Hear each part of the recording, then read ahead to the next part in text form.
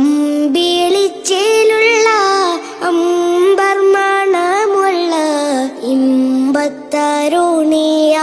പൂമുത്ത് ഹാജറ ദൂതരിബ്രാഹിം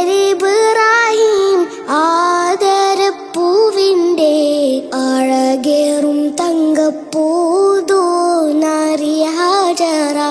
സമ്പൂർണ്ണ ദീനിൽ തിളങ്ങുമീ ഹാജറ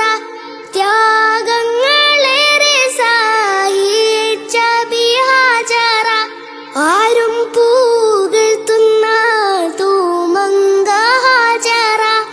അഹദായ നാഥനെ സ്നേഹിച്ച ഹാജറ